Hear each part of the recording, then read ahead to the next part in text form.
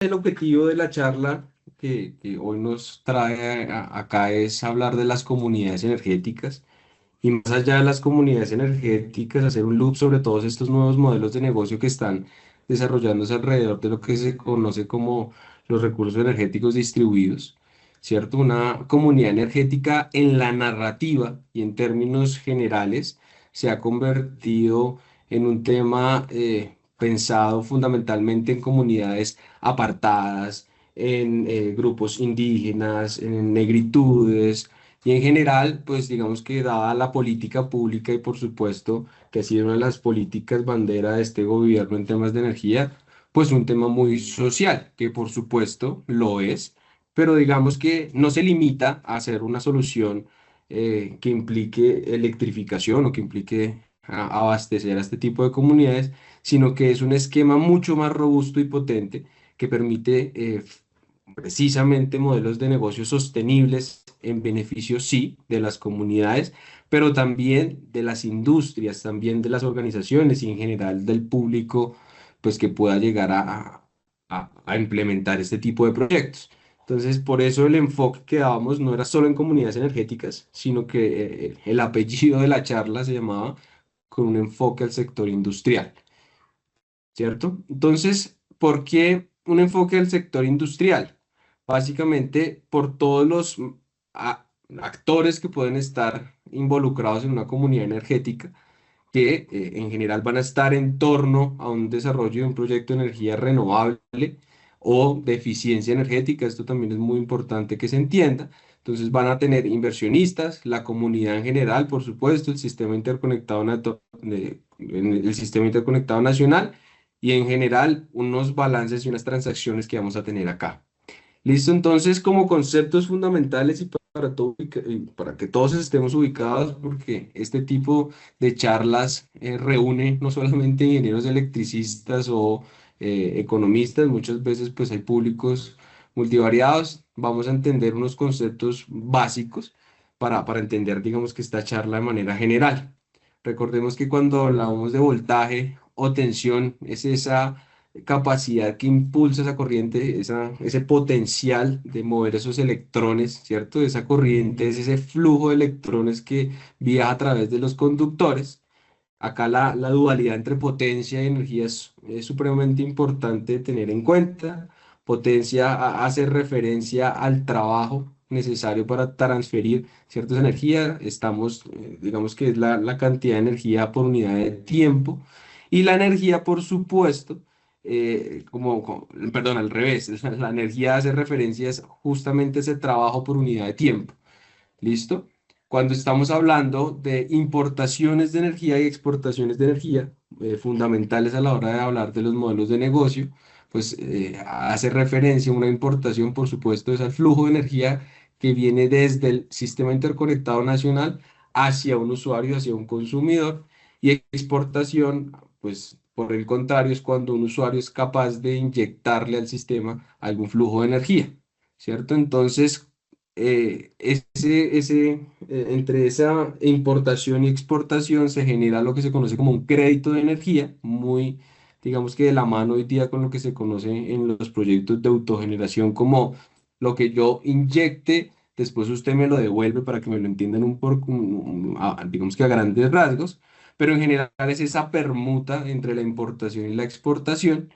Y finalmente, pues la venta de energía es justamente lo que nos van a remunerar por inyectarle esa energía al sistema. Entonces, esto, digamos que hace referencia a unos conceptos básicos en general para entender los diferentes esquemas que viene acá. Digamos que acá como mapeo de actores nuevamente del mercado, recordemos que tenemos a los mismos generadores de siempre encargados de producir la energía eléctrica que consumimos. Están los transmisores. Los transmisores, recordemos, pues que son los encargados de transportar por largas distancias la energía eléctrica, ¿verdad? Está los distribuidores, encargados del transporte, pero a niveles de tensión inferiores, que es desde los, digamos que los que transportan ya directamente en los centros de consumo. Y finalmente los agentes comercializadores, que son aquellos que compran la energía, la comercializan y en general representan a los usuarios frente al mercado. Este último va a ser, digamos que, súper importante a la hora de evaluar este tipo de modelos de negocio. Perfecto. Cuando estamos hablando de comunidades energéticas, siempre digamos que tenemos que hablar nuevamente del concepto fundamental del usuario autogenerador. Entonces, recordemos que el usuario autogenerador es aquel que produce energía para atender fundamentalmente su propia demanda. Entonces, eso quiere decir, lo que es tradicional, yo pongo un módulo solar o pongo cualquier tipo de proyecto de generación pensado es para atender mi propia demanda y no para inyectar esa energía. Entonces, esto puede ser solar, eólico, hidráulico, inclusive convencional con combustibles fósiles, ¿cierto? Esto puede tener diferentes incentivos, no solamente la reducción de costos, algunas personas lo harán por reducción de huella de carbono, algunas lo harán por confiabilidad, pero pues digamos que el concepto fundamental es la producción para sí mismo, mientras que un generador distribuido hace referencia a la producción de energía eléctrica, pero ahora sí, pensada para la venta del sistema interconectado nacional con, digamos que dos asteriscos fundamentalmente. El primero es que tiene una limitación en la capacidad, eso quiere decir en el tamaño del proyecto de hasta 1 megavatio, y normalmente está conectado a los circuitos de distribución local, eso quiere decir en nivel de media tensión. ¿Listo? Esto tiene, digamos que unos beneficios intrínsecos por la naturaleza de este tipo de proyectos, fundamentalmente en temas de reducción de pérdidas en los circuitos de distribución y transmisión. ¿Listo? Entonces, tenemos los recursos energéticos distribuidos que también engloban los dos anteriores, pero que no se limitan a los procesos de autogeneración o generación distribuida, sino que también habla con temas de almacenamiento, con temas de vehículos eléctricos, gestión eficiente de la energía, mecanismos de respuesta a la demanda y en general ese concepto tan llamativo hoy día que conocemos como el prosumidor. Entonces, un recurso energético distribuido puede ser cualquier tipo de servicio que le podamos prestar a la red localmente que no implique una generación, pues por allá ahí sí, digamos que distante a los centros de consumo y por supuesto en pro del mercado y en general del sistema. Entonces, ya entrando en materia, sobre las comunidades energéticas, vamos a revisar el concepto fundamental de qué sí son y qué no son. Entonces, sí son formas asociativas de usuarios o potenciales usuarios, ¿cierto? Que requieren servicios energéticos. ¿Quiénes las pueden constituir? Personas naturales o jurídicas, o sea, esto puede ser un conjunto residencial, pero también puede ser un parque industrial que se forma o se consolida a través de un contrato de derecho privado, ¿cierto? Un acuerdo privado. Su objetivo fundamental es la generación o comercialización eficiente de la energía. Nuevamente, esto va asociado a los DERs y digamos que sí están pensados en proyectos del tipo de FNC, o sea, de fuentes no convencionales de energía renovable. ¿Listo? Eh, digamos que esto no se limita a proyectos solares, también está, como les mencionamos, pues otro tipo de proyectos de eficiencia energética, o inclusive biomasa, o en general cualquier recurso energético distribuido. ¿Listo? ¿Cuál es la interacción entre los actores? Se preguntarán ustedes. Oiga, pero yo soy una industria, yo soy, no sé, yo hago parte de una copropiedad, tengo algún tema, una finca, una pequeña industria. ¿Cómo juego yo ahí dentro de una comunidad energética? Entonces, acá hay diferentes modelos a los que uno debería hacerles un loop, ¿cierto? Si estamos pensando en comunidades energéticas con inversión, digamos que propia, llamémosla así, ¿qué es lo que uno debería de hacer? Pues buscar un acuerdo o una comunidad organizada, llámese, no sé, un conjunto residencial, pues, o puede ser, si estoy en una vereda o un barrio, una acción comunal, ¿cierto? Buscar esa cooperación, determinar quién va a representar esa comunidad organizada, firmar esos contratos de derecho privado y simplemente ya uno buscaría esos modelos para captación de dinero y si es que quisiera instalar estos proyectos.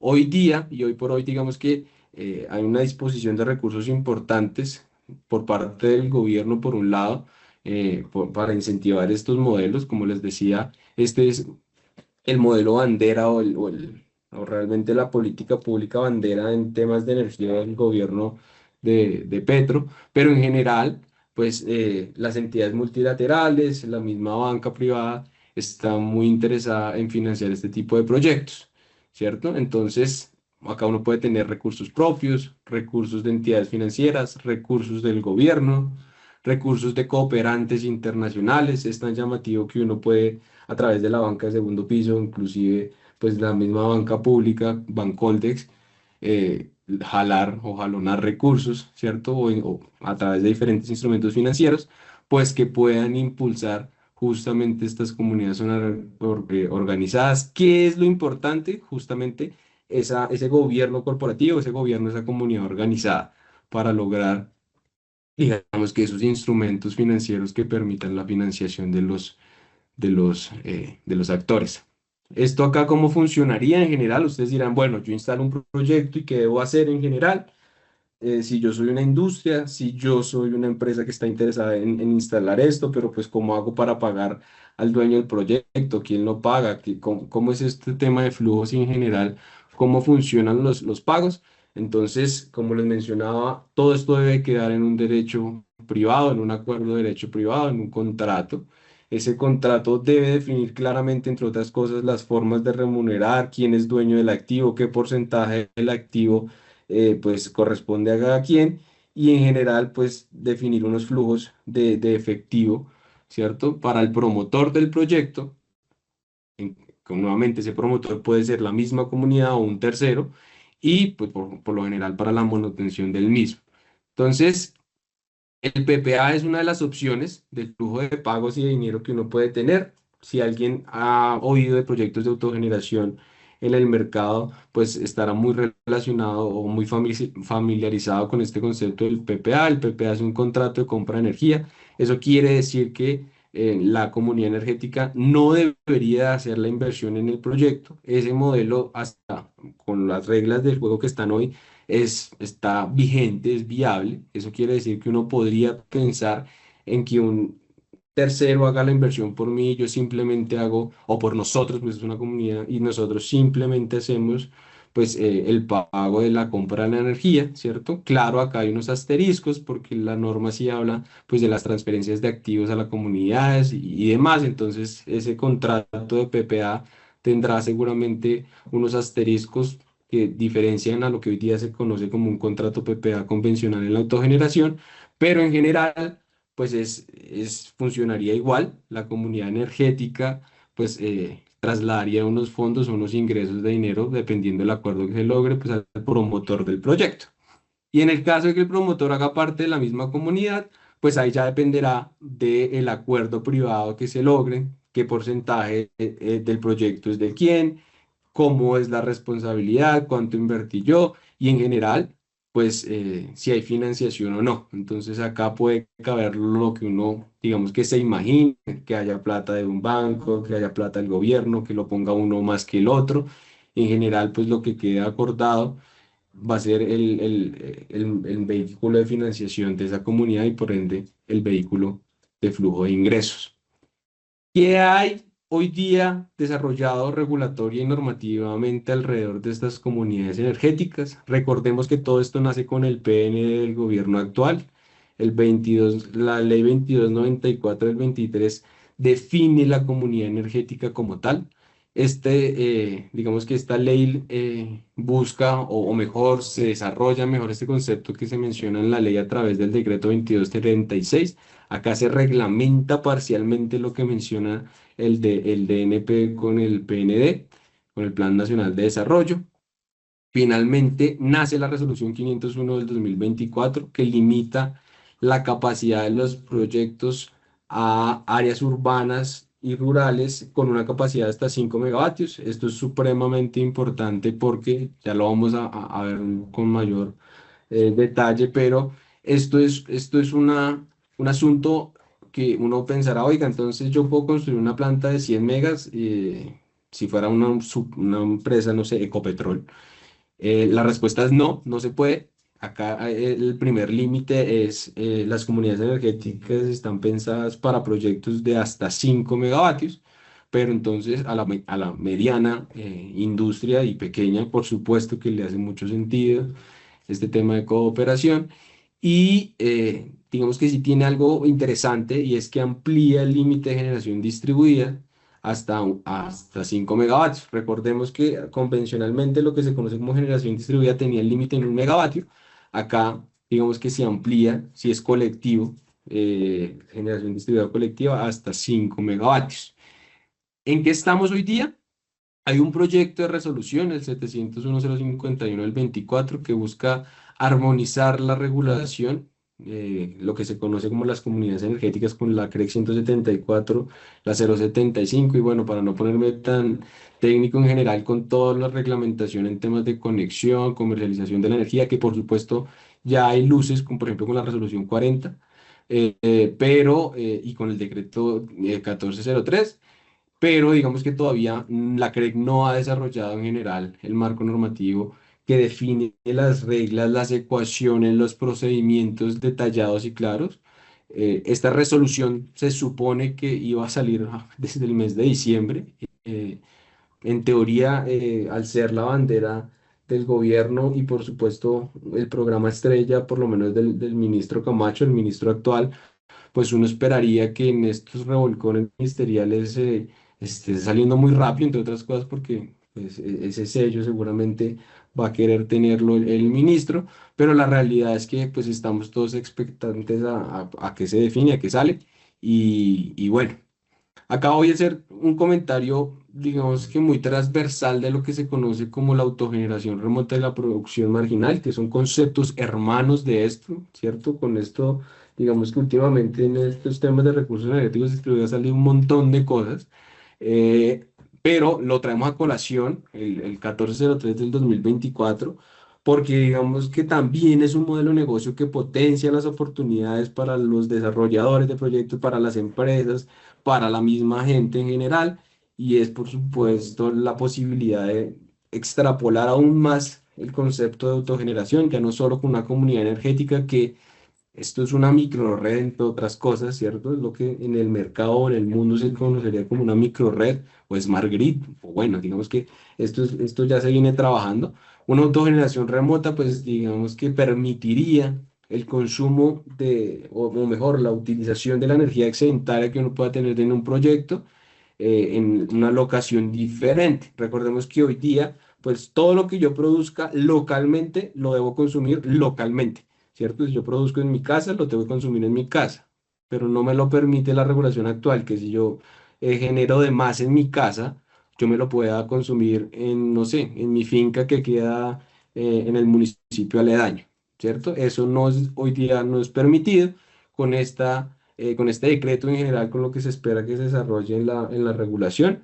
Uno podría utilizar la energía excedentaria que nuevamente estuve en mi casa, en mi finca que queda al lado, o si yo tengo, no sé, dos fábricas, una en Tocancipá y una en Cajicá, pues lo que me sobró en Cajicá lo podría usar en Tocancipá. Entonces también es un concepto que queremos traer a colación, que potencia todos estos modelos distribuidos y por supuesto representan una oportunidad para todos con este decreto, ¿no? Hay otras normativas relevantes, no deja de ser importante la ley eléctrica y la ley de servicios públicos domiciliarios, la 142 y la 143. La ley 1715, pues por supuesto que refuerza todos estos incentivos al desarrollo de recursos energéticos distribuidos y en general a todo lo que tenga que ver con energías renovables, pero también pues hay resoluciones en temas de comercialización, conexión, autogeneración, muy importantes que uno puede, digamos que, mapear en todos estos temas y que por supuesto serían los que estaríamos profundizando eventualmente en el curso, ¿cierto? Acá haríamos loop sobre cada uno de estas resoluciones.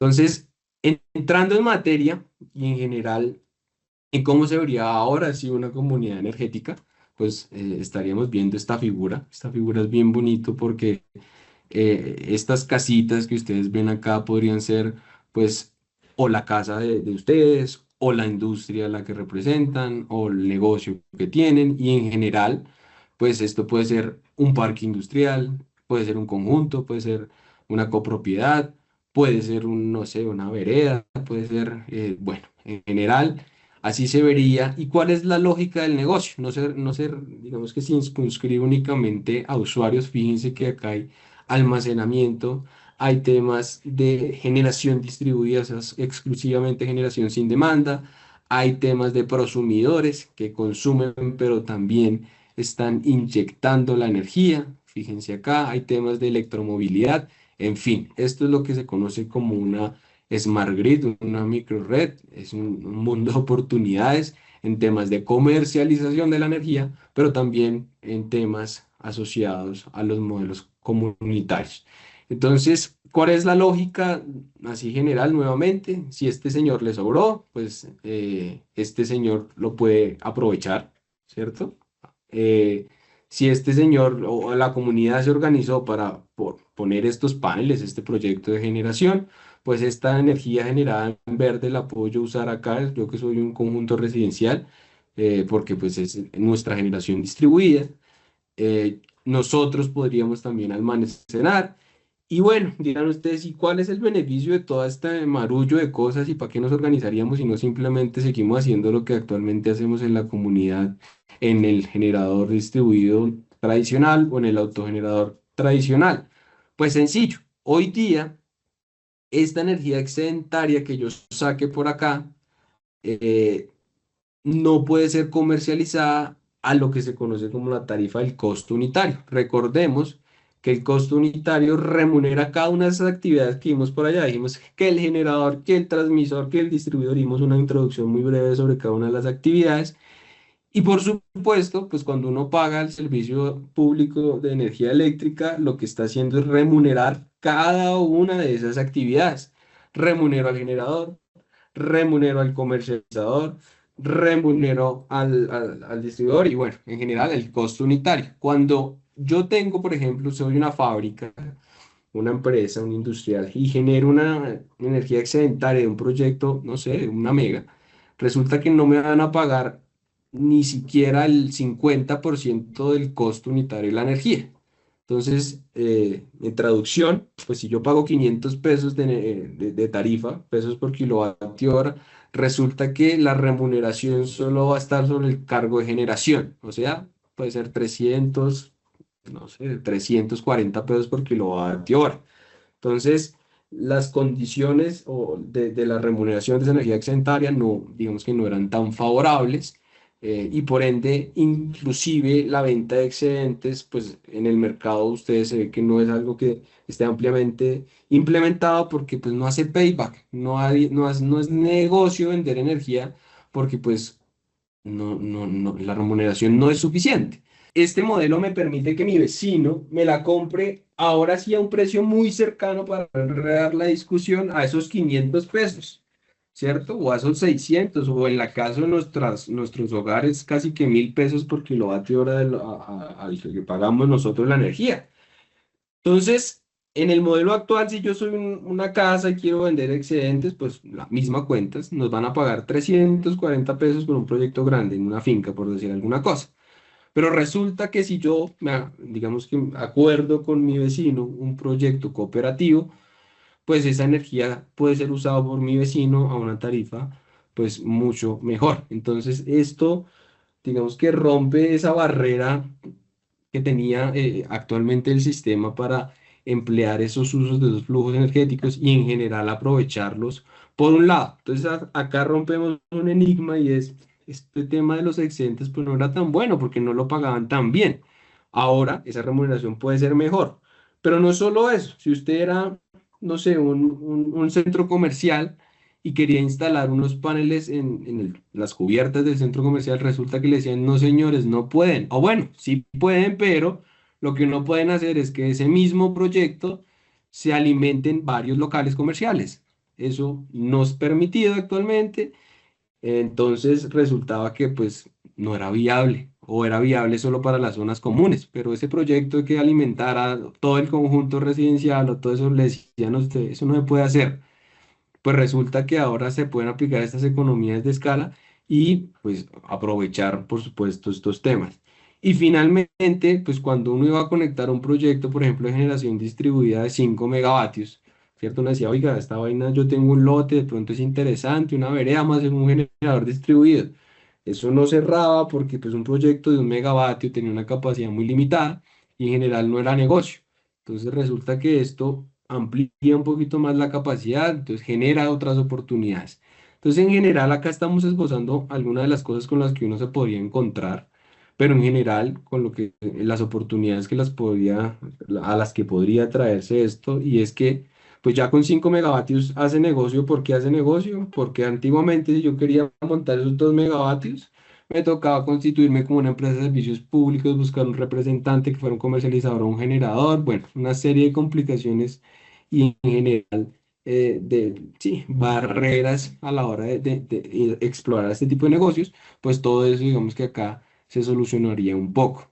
Resumiéndolas un poquito, entonces tenemos esas transacciones que se puedan hacer al interior a unas tarifas o unas remuneraciones mucho más atractivas de las que actualmente se pueden tener en los modelos convencionales de autogeneración y generación distribuida, ¿cierto? Y acá lo vamos a ver en detalle. Entonces, ¿qué pasa con un autogenerador convencional? Como les mencionábamos, si este señor que tiene módulos solares, no sé si están viendo mi pantalla, pero acá el de acá tiene sus modelos sus panelcitos, ¿cierto? Y generó algún tema de excedentes de energía. Esa liquidación, como les mencionábamos hace un momento, para un autogenerador convencional se hace solamente a la tarifa de generación, ¿cierto? En una comunidad energética, que ya no sería un autogenerador convencional, sino que se le suma la C y la R. Recordemos que acá nace el concepto de autogenerador colectivo. El autogenerador colectivo, esa energía inyectada a la LED, a la red, tendrá una remuneración que es muy cercana a ese costo unitario, al costo total. Entonces, eh, para poner el ejemplo, les decíamos, en la casa nosotros pagamos, por dar un número cerrado, 1.000 pesos por kilovatio hora. En este modelo colectivo nos van a pagar algo muy cercano a esos 1.000, mientras que en el modelo convencional resulta que solo me pagarían la tarifa de generación, que puede ser el 40% en el peor de los casos, en el mejor de los casos. ¿Listo? Entonces sería algo así como 400 pesos por kilovatio hora. ¿Listo? Entonces, acá para hacer una aproximación muy rápida de lo que sería una aproximación financiera, pues tendríamos varios tipos sí, de criterios o mejor de escenarios a la hora de evaluar esas comunidades energéticas.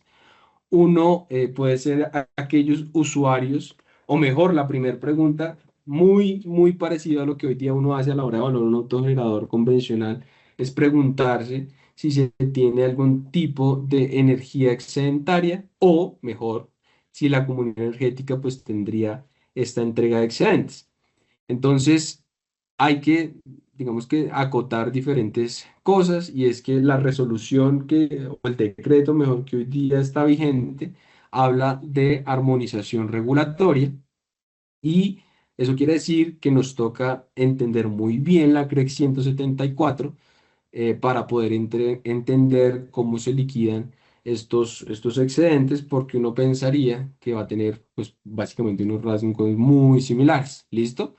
Entonces, pues uno, en teoría, se diría, dependiendo la cantidad de excedentes, al igual que hoy pasa con la CREC 174, pues la comunidad energética tendrá diferentes esquemas de remuneración de esa energía excedentaria.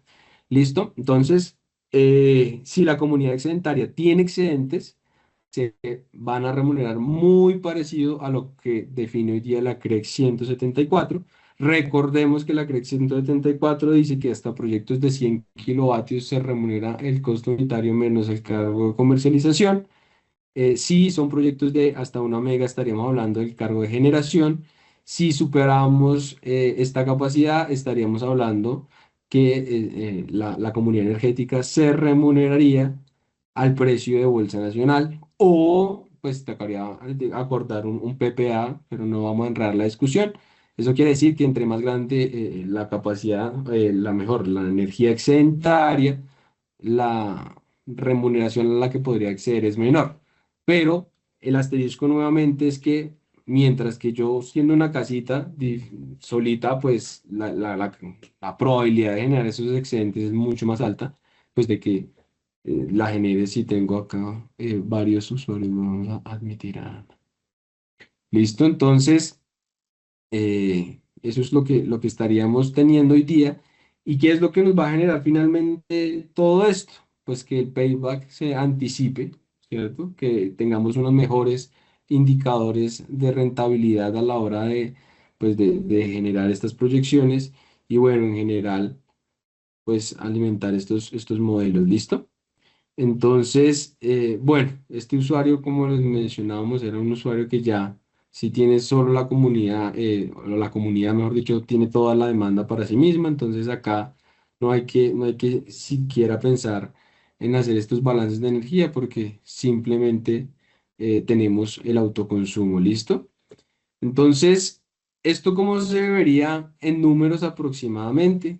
Un proyecto, miremoslo, de 5 megavatios, ¿cierto? Estaríamos hablando que uno en energía solar específicamente, pues esto no es ajeno a cualquier otro tipo de proyectos. Entonces tendríamos una inversión de alrededor de 0,7 a $0,9 por vatio pico instalado.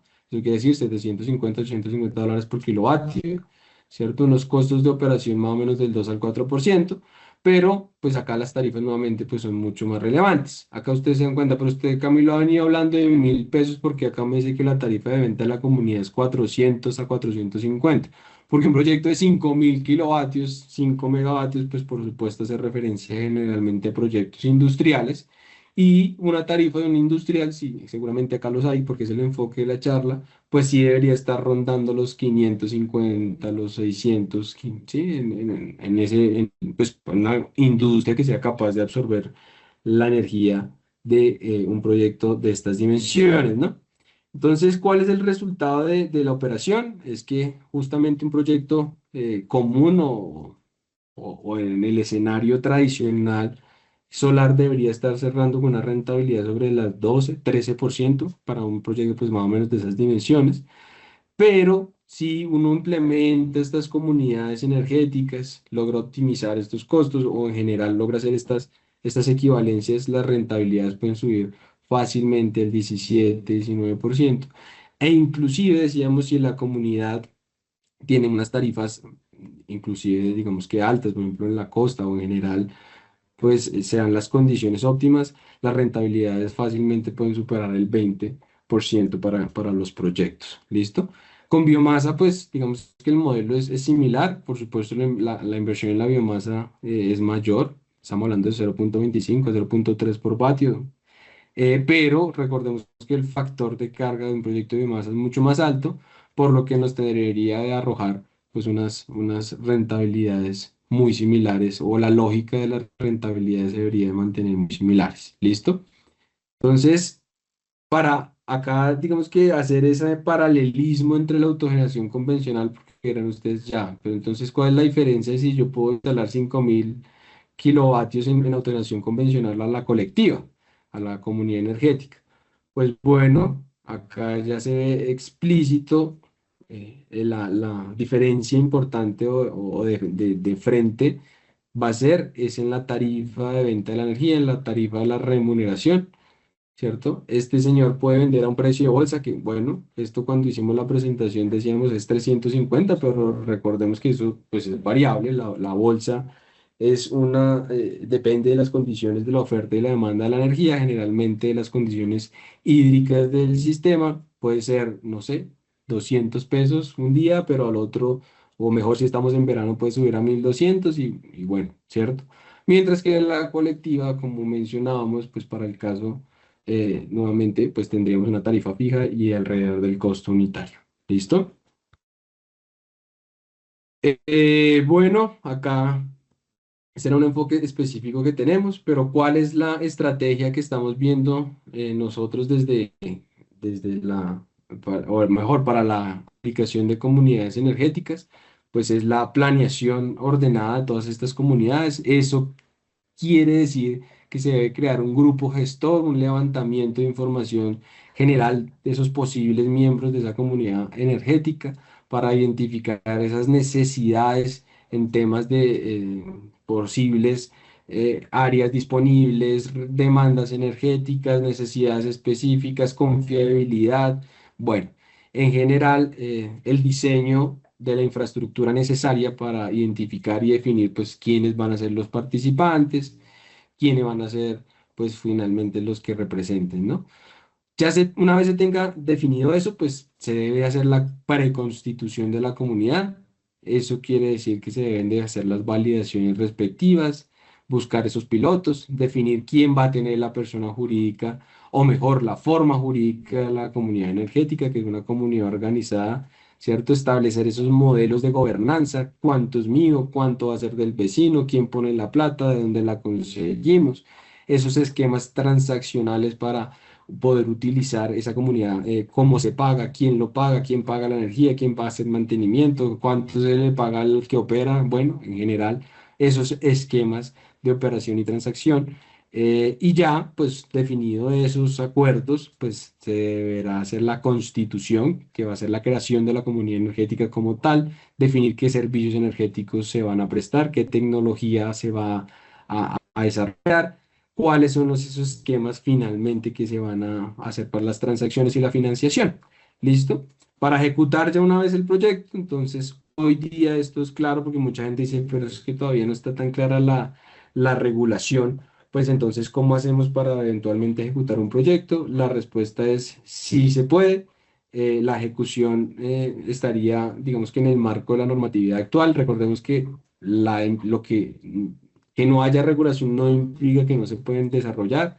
Nosotros hemos sido, digamos que, desarrolladores de varias iniciativas de comunidades energéticas y en general de proyectos de recursos energéticos distribuidos y se puede hacer, entonces se pueden ejecutar mecanismos de financiación. Hoy día hay mucho dinero disponible de diferentes fuentes públicas, privadas y, como les decíamos, de cooperación y banca multilateral que están, digamos que, mirando cómo hacer estas implementaciones.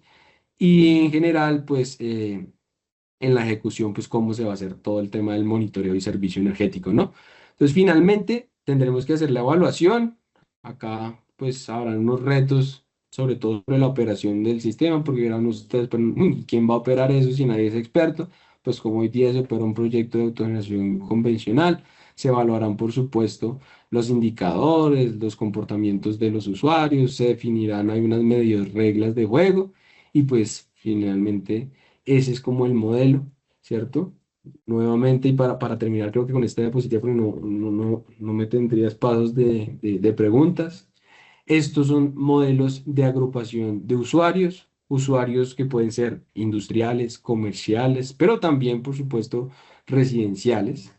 Es un modelo de integración de recursos de energía, cualquier recurso energético distribuido, no se limita a proyectos de autogeneración solar, por supuesto, seguro va a ser el protagonista, pero no se limita.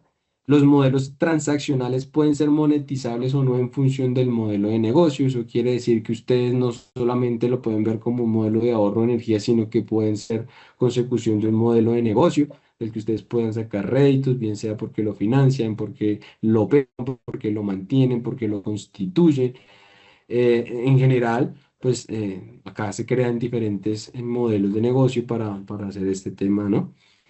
Y el modelo de gobernanza para la toma de decisiones en la comunidad energética, pues va a ser el factor clave, ¿no? Acordar justamente quién va a ser el representante, cómo se opera, cómo se mantiene, quién paga, cómo se paga, cuándo, porque todo esto, pues como les mencionaba, es un tema del derecho privado, en lo que se conoce en la jurisprudencia como una comunidad organizada y por supuesto, pues requerirá un contrato bien robusto para que no hayan complicaciones, ¿no? Entonces, más allá de decir todo esto, pues acá habrá como cualquier proyecto, y esto es muy importante que lo que se entienda, a la hora de desarrollar estos proyectos se debe entender muy bien la regulación energética, ¿cierto? Lo que hay, dirán ustedes, que no crean que es menor, hay mucho decreto, las leyes, digamos que ya están claras y más que todo las señales de política pública están definidas y hay que estar muy expectantes a que saca la CRECO, ¿no? Desde hace ya un par de semanas, incluso yo diría que meses, porque estamos en febrero, estamos esperando las resoluciones definitivas de la comisión, entonces pues acá habrá mucha más tela que cortar. Pero, ojo, acá el paréntesis es, acá también hay que hacer temas de gestión ambiental y sostenibilidad. Estos proyectos normalmente implican temas de permisología ambiental, no licenciamiento. Dirán algunos, pero usted me acaba de decir que hasta 5 megas. Sí, y el que sabe más dirá, pero es que un proyecto se tiene que licenciar a partir de 10 megas. También es cierto, pero todo proyecto que haga algún tema de impacto ambiental, por digamos que pequeño que sea, debe de ir acompañado, y más si estamos hablando ya de volúmenes de megas, de una evaluación de impactos y en general, normalmente, de permisos menores de tipo ambiental. Entonces eso no hay que perderlo de vista. Hay unos temas de transacción o de mercado de energía que hay que entender muy bien, nuevamente muy parecidos a los 174 si uno ya entiende cómo se remunera la energía en un proyecto de autogeneración, pues no debería tener problemas acá de entender, pero como acá ya estamos hablando de volúmenes más grandes, entonces cuando superamos esa mega, recordemos que ya esa energía va a ser tratada, por ejemplo, como un proyecto de generación, entonces acá se abre un mundo muy diferente en temas de comercialización de la energía también, entonces acá hay que tener, digamos que mucho cuidado pues a la hora de evaluar eso, cómo se remunera, qué se remunera por esos volúmenes. Un tema jurídico muy importante, sobre todo a la hora de constituir esa comunidad organizada, ese acuerdo privado. Por supuesto, esto pues, es un contrato y ese contrato pues debe hacerse con toda la rigurosidad técnica y legal del caso. Y finalmente, pues una consultoría técnica adecuada que defina pues la eficiencia del proyecto, el proyecto óptimo. Acá pues por supuesto, como les mencionamos, se abren un montón de oportunidades, pero la definición de la estrategia de el establecer qué tecnología, cuál va a ser el dimensionamiento, cómo se van a ubicar, qué implica adicional técnicamente, porque pues no lo hemos hablado muy bien o a profundidad, pero esto implica también el despliegue de medición inteligente, comunidad energética implica medición inteligente, entonces acá hay una serie de temas técnicos asociados también muy importantes que se deben tener en cuenta. Creo que me quedan bueno, un par de minutos realmente para preguntas. Seguramente los 10 minutos que me comí en demorarme son los dos slides que me quedan, pero en general yo creo que logramos abordar lo que queríamos de la consultoría.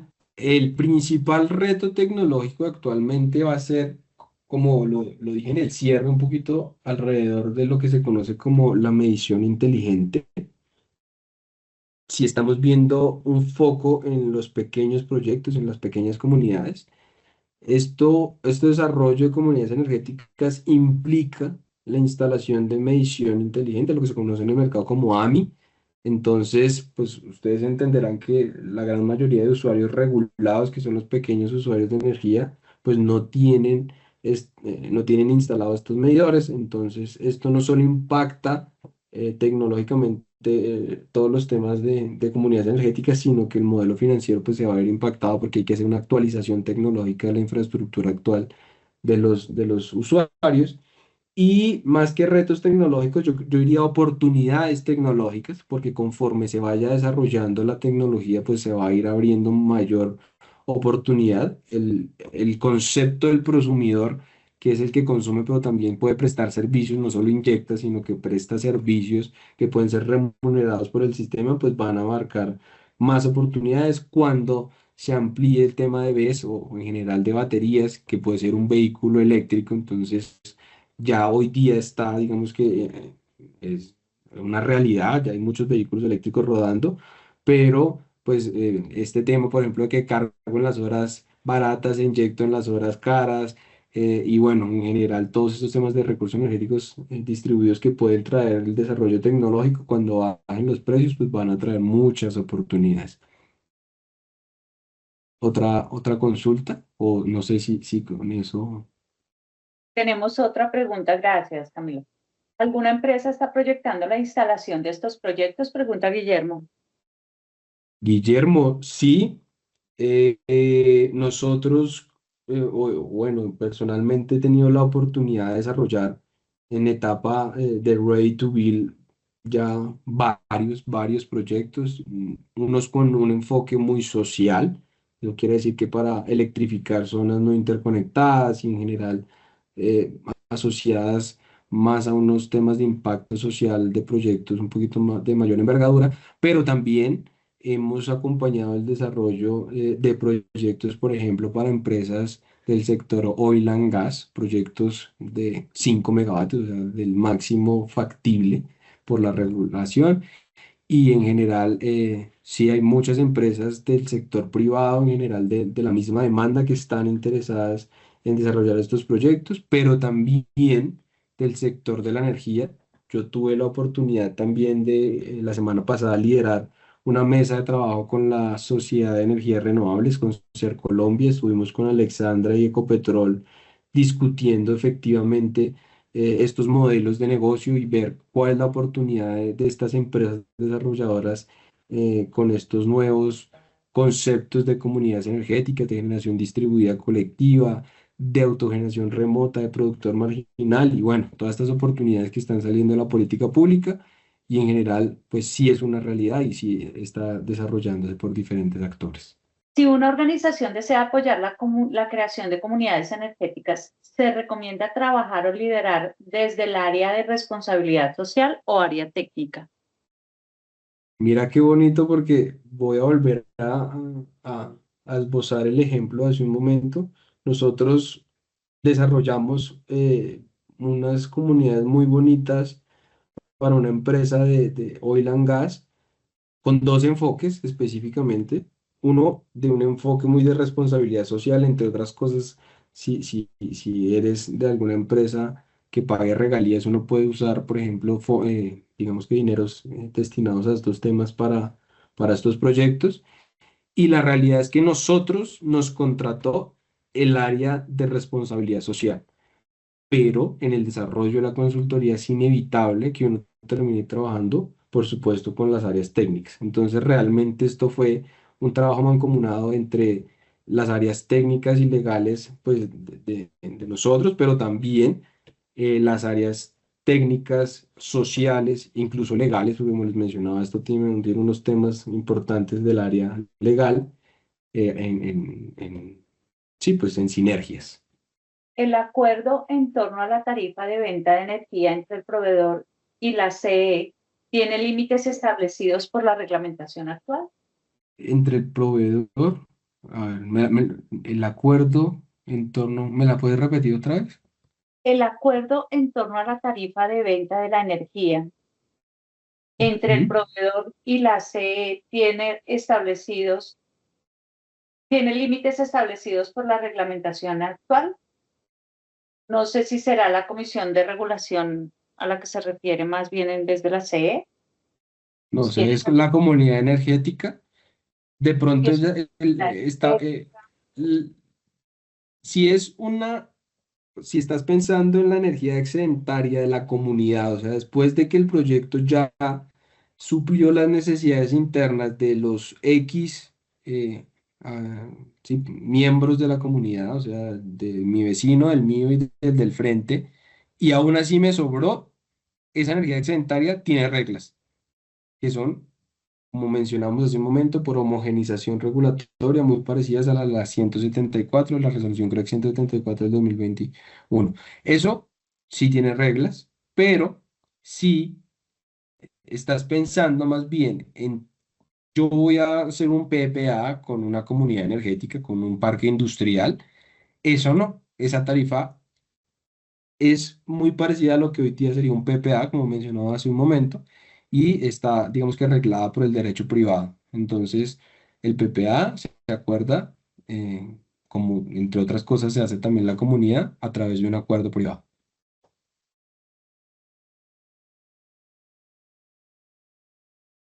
Listo, Camilo. No tenemos más preguntas en nuestro chat. Las personas están dando las gracias, entonces Muchísimas gracias a todas las personas que nos acompañaron en la charla el día de hoy. Em, Nosotros en este tema, desde la Escuela Colombiana de Ingeniería, tenemos el diplomado, el curso. No sé si quieres hablar un poco de las generalidades del curso, Camilo, para finalizar nuestra charla. Claro que sí, Norma. Bueno, el curso que estamos pensando con la Facultad de Economía de la escuela está pensado principalmente para aquellas personas que estén interesadas en el mundo de la energía, bien sea porque trabajan, por supuesto, en alguna de las cadenas productivas del sector energético, pero también en aquellos que están interesados en eficientar sus procesos en caso de ser industriales o en hacer modelos de negocio en torno a cualquier proyecto de energía, llámese un desarrollador bueno, en general, cualquier persona interesada en estos proyectos. Y la idea es dar las herramientas necesarias para que ellos puedan entender realmente la regulación desde una, digamos que metodología sencilla de entender. Si ustedes hoy día pues abren cualquier regulación de la CRE, que eso no se entiende muy bien, es una resolución que no es muy amena, no es fácil, no es sencilla de entender, uno no sabe por dónde empezar, uno dice las regulaciones los lleva para adelante y los llevan para atrás. Entonces, la idea del curso es realmente darles un entendimiento sencillo, cómo poder buscar la resolución, cómo entender la resolución, cuáles son esas resoluciones clave que se deben de tener en cuenta a la hora de evaluar este tipo de proyectos, pero también desde un enfoque de mercado, no únicamente volvernos acá unos duros en temas de resoluciones de la CREG en regulación, sino que entender temas transaccionales del mercado de energía mayorista, cómo se comercializa la energía, cómo se liquida, qué son estos temas de las fronteras comerciales y armonizar estos dos conceptos entre la comercialización, o mejor, entre el mercado y entre la normatividad y dar esas herramientas claves para, digamos que tomas estratégicas de decisiones, bien sea pues como inversionistas o modelos de negocio, pero también como miembros pues de alguna organización que se dedique a temas de energía. Entonces, ese es el enfoque del curso. Nosotros vamos a esbozar temas regulatorios desde un enfoque muy básico como los, digamos, actores relevantes a la hora de definir política pública y regulación energética, pero también, digamos que con el fondo suficiente para que eh, puedan decir, oiga, si yo quiero desarrollar un proyecto, tengo que tener en cuenta esto, esto y esto, ¿cierto? Se me va a remunerar esto, me van a pagar esto, me lo van a pagar de esta manera, tengo que pagar yo estas otras cosas al mercado. Entonces, esa es la idea, realmente, pues no es un curso posgradual, pero sí darnos como esas herramientas de entendimiento que pueda uno utilizar para entender todos estos conceptos del mercado y la regulación. Bueno, Camilo, muchísimas gracias por estas luces en este tema. Muchísimas gracias a todos, que tengan una feliz noche y gracias, Camilo, por, por tu intervención.